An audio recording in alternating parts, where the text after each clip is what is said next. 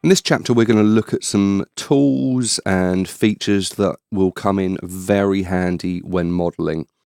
Now, the first one we're going to look at is the slide tool, and this is probably the most versatile tool in Cinema 4D. It just does so many things, and it can actually replace quite a lot of the other tools in Cinema, namely the knife, bevel, extrude and inner extrude tools.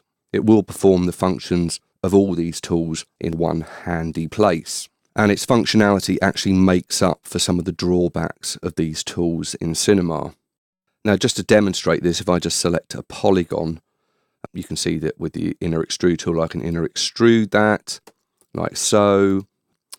I could extrude it with the extrude tool and bevel it to create this shape using the bevel tool.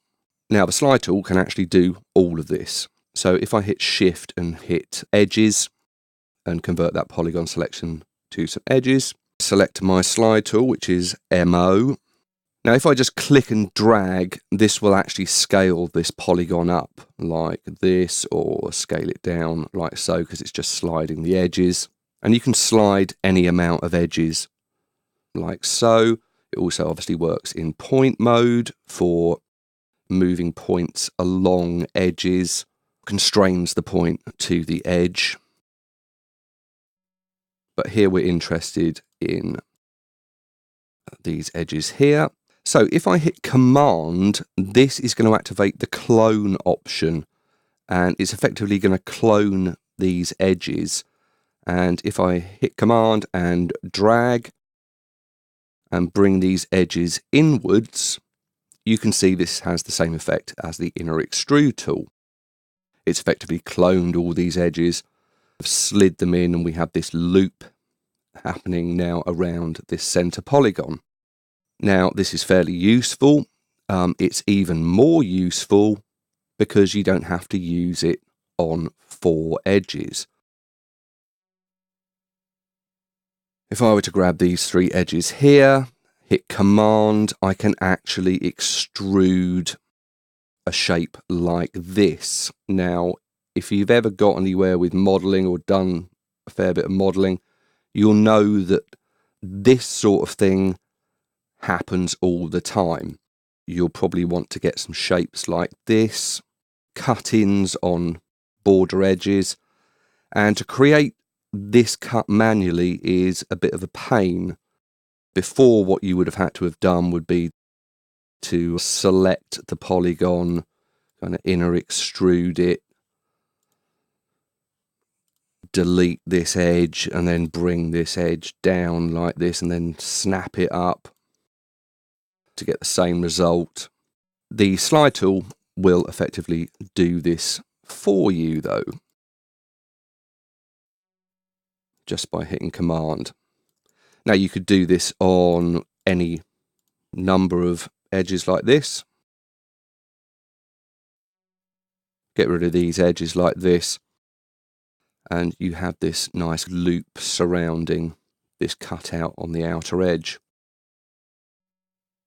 You could also do it, in a shape like this.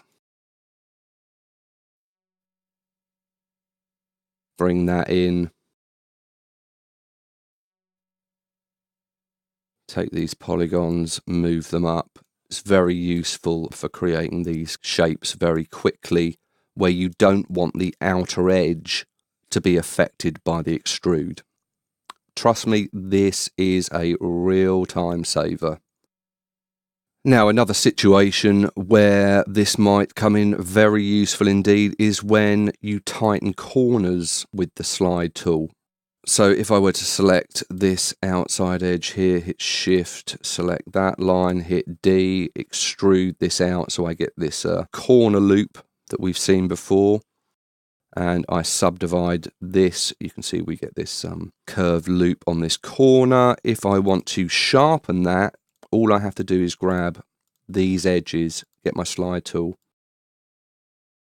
and clone in like this, which will obviously sharpen up that subdivision. This is a really good way of sharpening corners. Obviously, if you have like these edges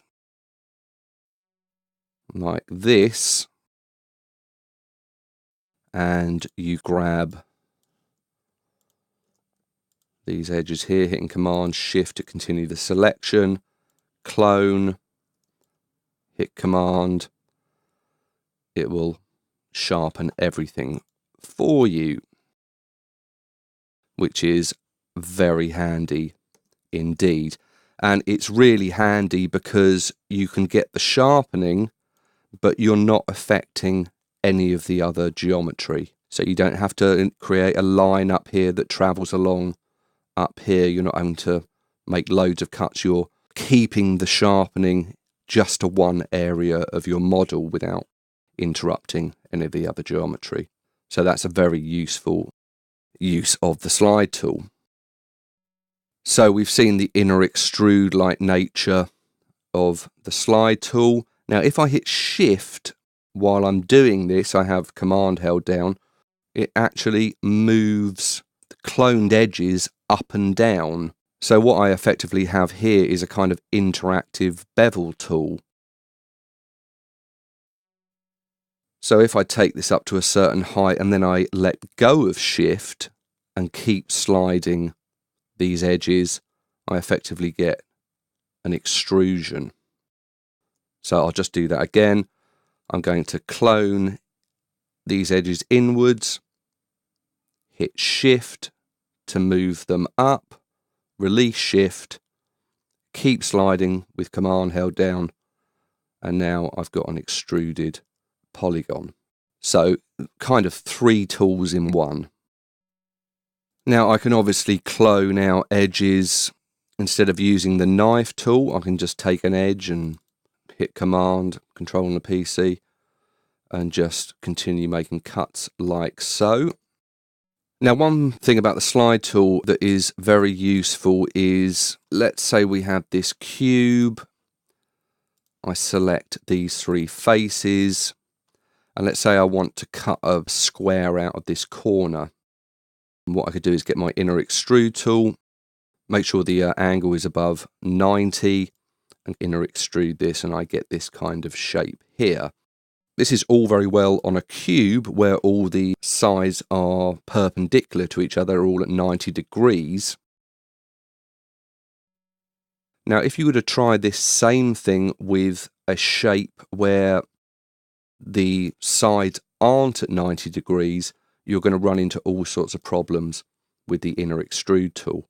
And if I do this, you can see that where it's trying to extrapolate the edge normal, it starts to run into problems and begins to distort where all these edges are at funny angles.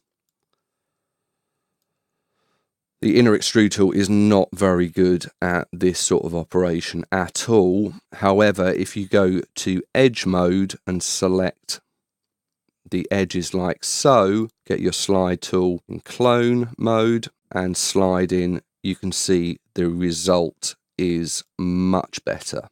And this is because the points get slid along the edges and they're not veering off at funny angles.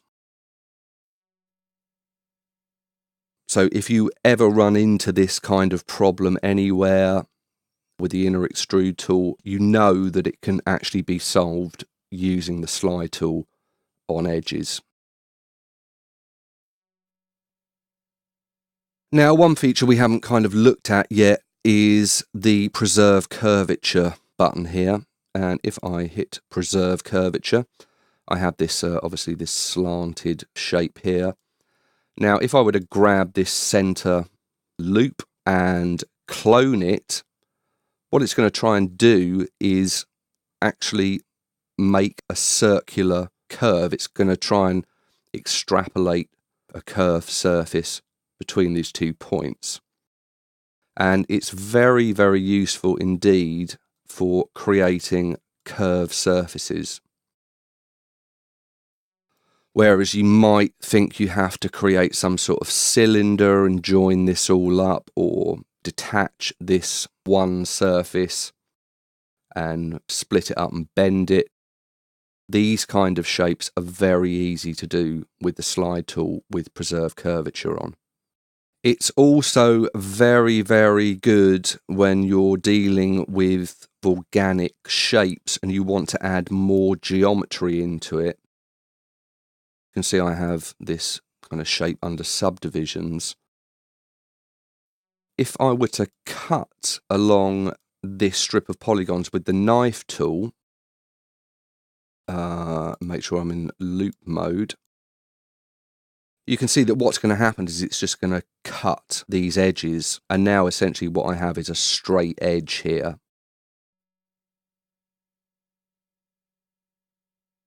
Now this is going to mess with the subdivision, and you'll actually start getting, you know, a bunch of flat edges if I do this again. You can see I get these distortions like this. And that is because the knife has effectively cut a flat surface into this strip of polygons. So if I actually grab this edge and go to my slide tool, and if I have preserve curvature on here, hold Command, you can see that when I slide this edge, it's trying to maintain this curvature, which is going to have a less radical effect on our subdivision. I could just grab that center edge again and slide that out.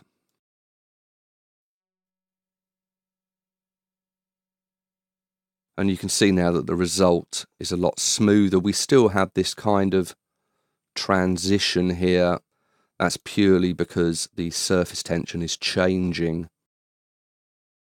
towards the center polygons, but the result is a lot better than what we got with the knife tool. Now the last example is probably the best feature of the slide tool, and this makes up for one major drawback with the knife tool, that the knife tool is proportional. So you can see we have this edge up here, it's quite small. We have this edge along here that's quite large. So say I wanted to control cut up to this edge, you can see it's very difficult for me to actually get a cut that is evenly spaced up this edge. I would essentially have to cut that and then probably slide these points like so to try and get equal spacing. So this can be a really frustrating thing when you're control cutting. You know, you end up doing a lot of manual cuts. However, with the slide tool, you can do this all in one go. If I actually just come into edge mode and select these edges here, I can effectively get my slide tool and just clone that edge along the outer edge, and I have a cut immediately that is equal distance all the way along the edge. Now, what's even better about the slide tool is if I have limit on and I slide this edge over. Now I'm just going to keep on sliding, and you'll see that this edge now starts to butt up to the other edge. Now once it's fully there, I can just release the tool and then just do a regular slide back, and there I have an edge along here. Now if I want to cut this other side, all I have to do is clone this edge with limit on, keep butting it up, release the tool, and then just do a regular slide back like so. And now I have both these edges. Control cut. Now this is a real time saver. You get these perfect control cuts along curved edges, or where the distance of one side is unproportional to the other. It's a real time saver, and you'll be using this a lot. So these are kind of the main applications of the slide tool, maybe some hidden tricks you've never seen before. As we go on and do more modelling, we will see the slide tool in action quite a fair bit, I'd imagine, as it is an incredibly useful tool.